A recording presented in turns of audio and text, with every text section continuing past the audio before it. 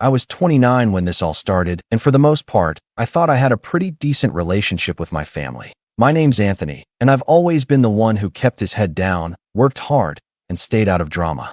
I was the first in my family to graduate college, bought my own house before 30, and had a good job that I actually enjoyed. My younger sister, Melissa, was the opposite. Every crisis in her life somehow became a family emergency. Lost a job? The family had to pitch in. Got into credit card debt? Mom and Dad bailed her out. Wanted to go on a vacation she couldn't afford? She borrowed from the family account we all contributed to for emergencies, and of course, never paid it back. I tolerated it because it kept the peace. That was kind of my role in the family, the calm one, the fixer, the person who smoothed things over when Melissa and my parents went at each other.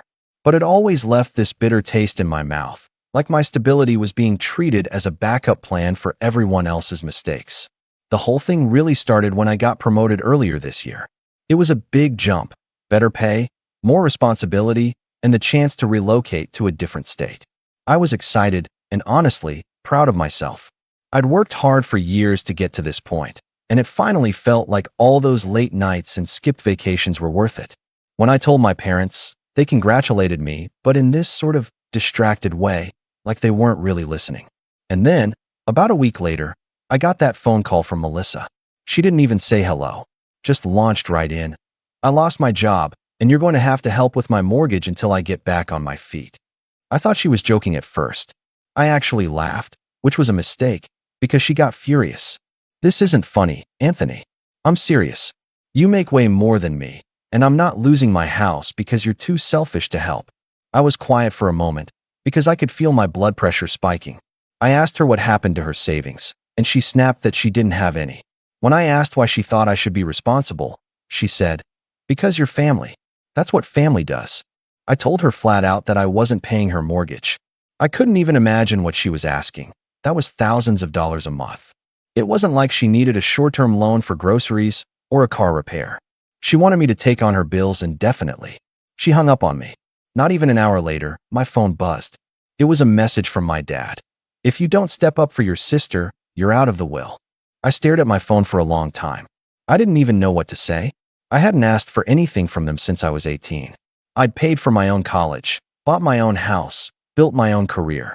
And now I was being threatened with being cut out of the family because I didn't want to bankroll Melissa's choices. That night, I sat down at my computer and quietly removed my name from every joint account I had with my parents. The emergency fund, the old savings account we'd all chipped into when Grandma passed away, even the shared vacation cabin account that was supposed to be used for family getaways. If I was going to be treated like the villain, I wasn't going to leave my money sitting there for them to drain. By sunrise, I had 37 missed calls and a string of angry texts from every direction. My mom, my dad, Melissa, even my aunt. Some of them were guilt trips, family sticks together, Anthony. Some were threats, "You're going to regret this." And a few were just insults. I didn't respond to a single one. That was the first time I really let myself feel angry. Not just annoyed or frustrated, but genuinely, shaking mad angry. It wasn't just about the money. It was the entitlement, the assumption that I existed to solve Melissa's problems, the way my parents acted like I owed her my success. And for the first time in my life, I started to wonder what would happen if I stopped playing my role as the peacemaker. What if I stopped smoothing things over, stopped being the one to give in, stopped being the one who understood?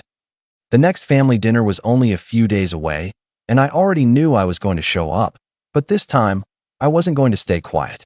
And that's where things really started to get interesting. The family dinner was at my parents' house that Sunday, like always. Normally, I'd be looking forward to the food. My dad makes a mean roast. But this time, the thought of sitting across from Melissa after what she'd said to me made my stomach twist.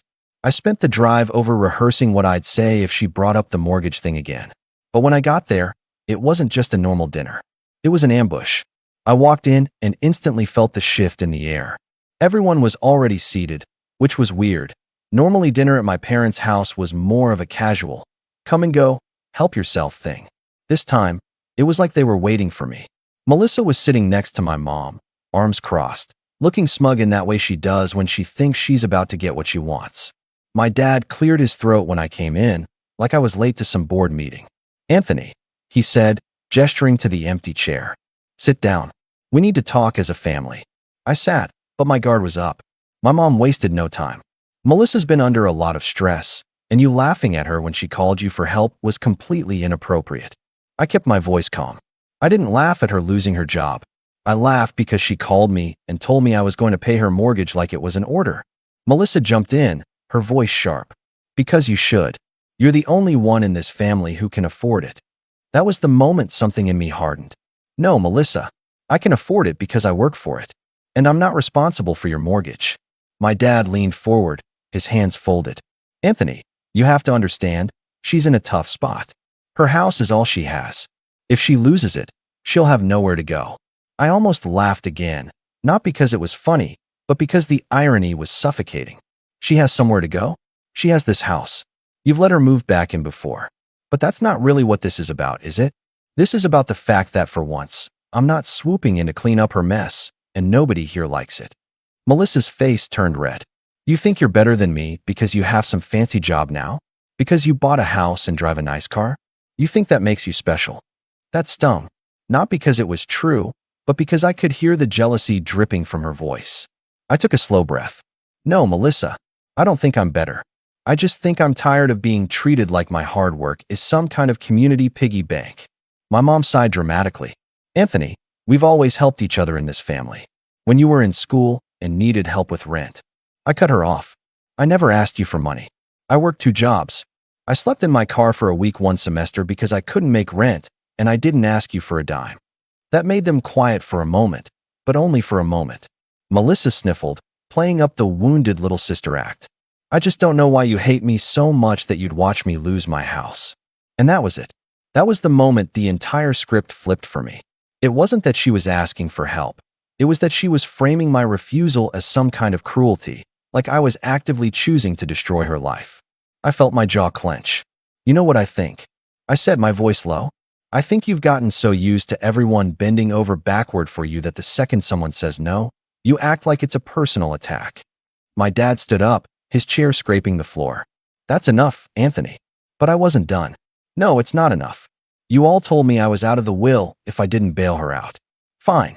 If that's how you want to play it, then I don't want anything from you anyway. Keep your will. Keep everything. But don't you dare call me selfish for refusing to go broke over someone else's choices. The room went dead silent. My mom looked like I had slapped her. Melissa's eyes were wide, but there was this flicker of triumph there, like she'd finally exposed me as the bad guy. Dinner was awkward after that.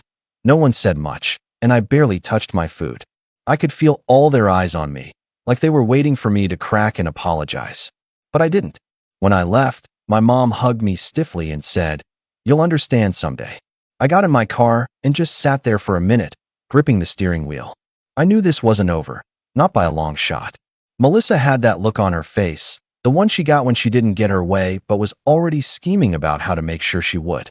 And sure enough, the next week, I started getting calls from extended family. My aunt called to tell me that Melissa had been crying on the phone, saying she didn't know how she was going to survive because I abandoned her. My cousin texted me to say he heard I was refusing to help and that it was pretty cold. The narrative was spreading, and I was quickly becoming the villain of the family story. I tried to ignore it at first, but every time my phone buzzed with another judgmental message, I felt this slow burn in my chest. Then came the kicker. Melissa posted on Facebook about how some people would rather watch family lose everything than lend a helping hand, and how she was praying for strength during this difficult time. She didn't name me directly, but she didn't have to. Half the comments were from relatives and family friends, calling me selfish, saying money changes people, and one even suggested that I must have forgotten where I came from. That one hurt the most, because I hadn't forgotten. If anything, I remembered too well. I remembered every time I'd been told to be the bigger person when Melissa took my things without asking. I remembered when I had to skip a school trip because my parents used the savings account I'd been putting my summer job money into to bail her out of some mess. I remembered being told, over and over, that I was the responsible one, like it was some badge of honor, when really, it was just code for the one we can rely on to sacrifice. I realized then that this wasn't just about Melissa's mortgage. It was about years of being expected to give more, do more, be more, and never complain. The next family dinner was coming up, and I already knew what was waiting for me. The guilt trip, the confrontation, the attempts to make me cave. But this time, I wasn't just going to sit there and take it. And I had no idea that the confrontation I was about to walk into would push things past a point we could ever come back from. I showed up to the next family dinner with a knot in my stomach. The last dinner had been tense, but this time, I could tell before I even walked in that something was different. There were too many cars outside my parents' house, my aunt's SUV, my uncle's truck, even my grandmother's old sedan. It wasn't just a regular Sunday dinner. It looked like a summit meeting. When I stepped inside, I could hear voices from the dining room. Low, heated voices. My name was said more than once. I froze in the hallway for a second, listening. "He's being ridiculous," Melissa was saying. "He could pay off the whole mortgage tomorrow and still have money left over. He just doesn't want to help." My dad's voice came next, stern and authoritative. "He's always been stubborn. We just have to make him see reason." My mom added softly, "We can't let Melissa lose her house. It would be humiliating." Humiliating. Not tragic, not devastating. Humiliating. Like this was about their pride more than her roof.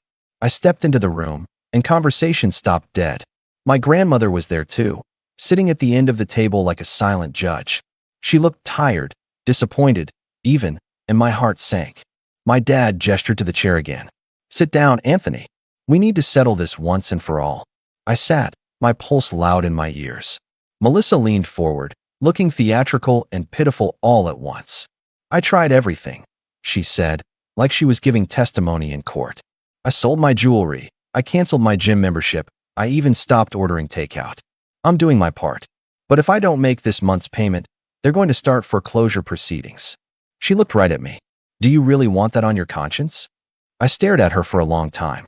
"Melissa, you've had months to get ahead of this. Why didn't you look for a roommate?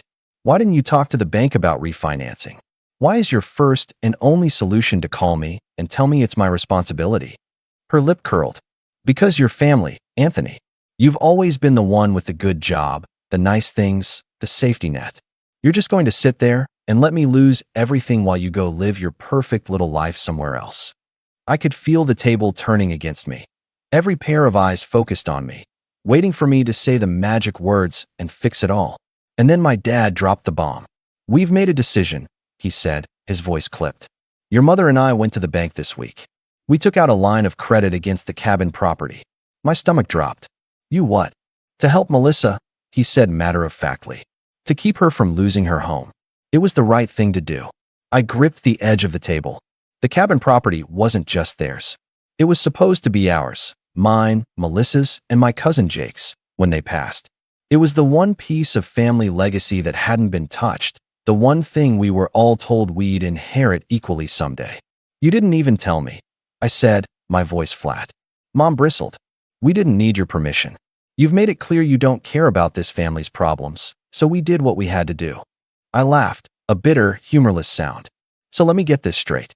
You told me I was out of the will if I didn't help Melissa?" I said fine.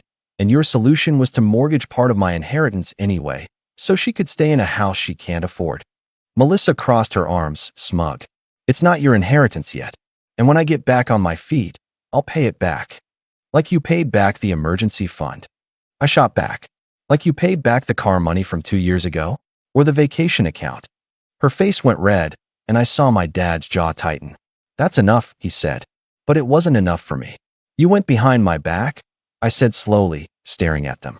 "You used something that was supposed to belong to all of us to clean up her mess, and you didn't even bother to ask. You didn't even bother to tell me until it was already done." Grandma cleared her throat, her voice frail but firm. "He's right," she said quietly. "You should have asked him." That caused a ripple at the table, but my dad brushed it off. "We did what was necessary. If Anthony doesn't want to contribute, then we'll move forward without him." Something broke in me then, some last thread holding me to the idea that we were all on the same team. I looked at my sister, who had the audacity to look triumphant, like she had won something. I stood up slowly. "You know what?" I said, my voice steady. "You've made your choice. You've made it clear where I stand in this family. And I hear you, loud and clear." Mom's eyes narrowed. "Don't be dramatic, Anthony." I turned to her, my hands shaking, not from fear, but from how much I wanted to say everything I'd kept in for years. "Dramatic?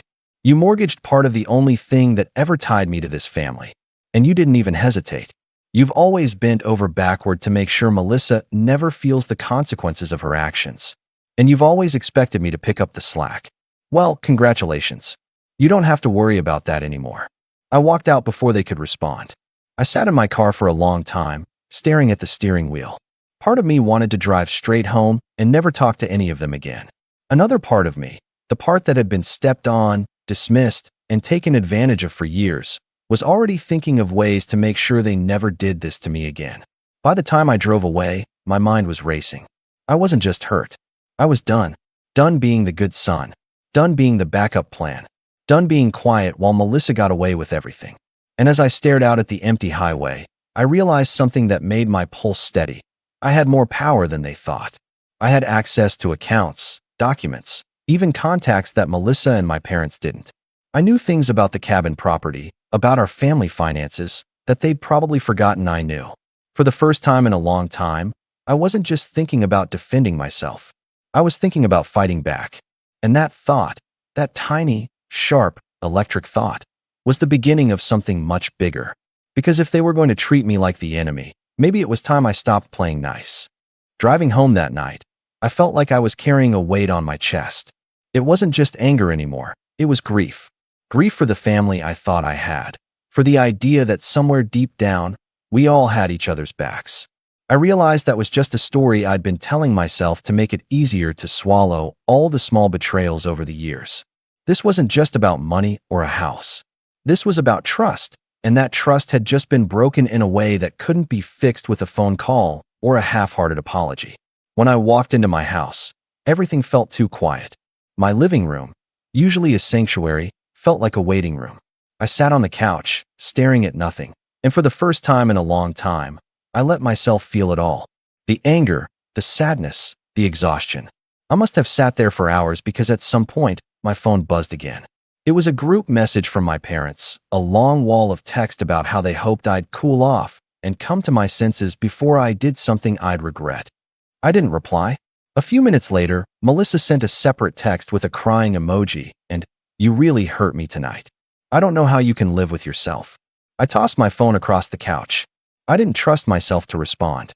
That whole week, I kept my head down at work, but I wasn't really present. My coworkers probably thought I was just stressed about the promotion or the upcoming relocation, but the truth was, I was replaying that dinner over and over in my head. The looks on their faces, the smugness in Melissa's eyes, the way my dad said, "We did what was necessary," like that was the end of the discussion. One night, I went for a long walk around the neighborhood just to clear my head. The air was cool, quiet. I thought about how much of my life had been wrapped up in my family, not just holidays and birthdays, but even my decisions. How many times had I chosen to stay close because I didn't want to abandon them? How many times had I agreed to things I didn't want to do just to keep the peace? It hit me then. I wasn't just mad at them. I was mad at myself. Mad for being the dependable one for so long. For thinking that if I was just good enough, responsible enough, reliable enough, they'd treat me as an equal instead of a resource. I went home and dug out an old box from the closet, paperwork I hadn't looked at in years. Inside were copies of the family trust documents, tax forms, and even some of the old cabin property paperwork. I'd kept them when I helped my parents organize their estate planning a few years back. I sat there on the floor, flipping through page after page, remembering how I'd been the one to do most of the work back then, calling the lawyer, setting up the meetings, filing everything properly. And then I noticed something I'd forgotten about. My name was listed as co-trustee in case something happened to my parents. That meant I had certain rights, access to information, the ability to request records. The realization was like a spark in the dark. I wasn't ready to act on it yet, though. First, I had to sit with what had happened. I had to face the fact that I couldn't go back to how things were. The next Sunday, I skipped family dinner. My mom called, left a voicemail saying she hoped I was done sulking. My dad sent a curt text that just said, "We're disappointed in you." Melissa went further. She posted another Facebook update about toxic relatives and fake family. Mutual friends started messaging me, asking if everything was okay. It was humiliating. I stopped checking social media entirely. I muted the family group chat, and then I threw myself into work. If I was going to walk away from my family's expectations, I needed to fully commit to my own life. That meant preparing for the promotion and relocation like nothing else mattered. It was strangely freeing at first. I started working out again, something I hadn't done consistently in years. I stayed late at the office, not because I had to, but because I wanted to.